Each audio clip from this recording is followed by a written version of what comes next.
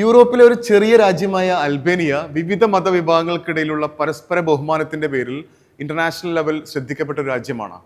ഇവിടുത്തെ മതസൗഹാർദ്ദം വെറും ഒരു സമാധാന ഉടമ്പടി മാത്രമല്ല, ക്രിസ്ത്യൻ ചർച്ചുകളും മുസ്ലിം മോസ്കുകളും വളരെ തൊട്ടടുത്ത് തന്നെ സ്ഥിതി ചെയ്യുന്ന കാഴ്ചകൾ അൽബേനിയയിലെ പല സ്ഥലങ്ങളും കാണാം.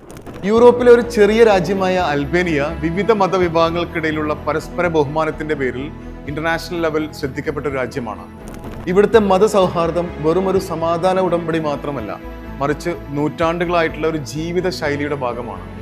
നമ്മുടെ കൊച്ചു കേരളം പോലെ തന്നെ അവിടെയും പല മതക്കാർ തമ്മിലുള്ള സൗഹൃദവും സർവ്വസാധാരണമാണ്. ആഘോഷങ്ങൾ ഏതായാലും അൽബേനിയ ജനത ഒന്നിച്ചാണത് ആഘോഷിക്കുന്നത്. മാത്രമല്ല, ഇന്റർകാസ്റ്റ് മാരേജ് അൽബേനിയൻ ജനങ്ങൾക്കിടയിൽ വളരെ കോമൺ ആയി സംഭവിക്കുന്ന ഒരു കാര്യമാണ്.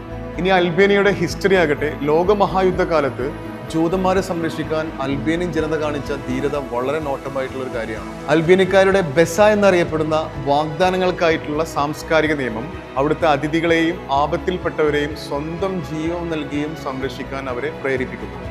ക്രിസ്ത്യൻ ചർച്ചുകളും മുസ്ലിം മോസ്കുകളും വളരെ തൊട്ടടുത്ത് തന്നെ സ്ഥിതി ചെയ്യുന്ന കാഴ്ചകൾ അൽബേനിയയിലെ പല സ്ഥലങ്ങളും കാണാം. മതപരമായ വേർതിരിവോ വിദ്വേഷമോ ഇല്ലാത്ത ഒരു ലോകം സ്വപ്നം കാണുന്നവർക്ക് അൽബേനിയ വലിയൊരു ഉദാഹരണമാണ്. അതുകൊണ്ട് തന്നെ ഇവിടെ എത്തുന്ന സ്റ്റുഡൻസിന് വളരെ സുരക്ഷിതമായ ഒരു അന്തരീക്ഷം അൽബേനിയക്കാർ ഉറപ്പു നൽകുന്നു.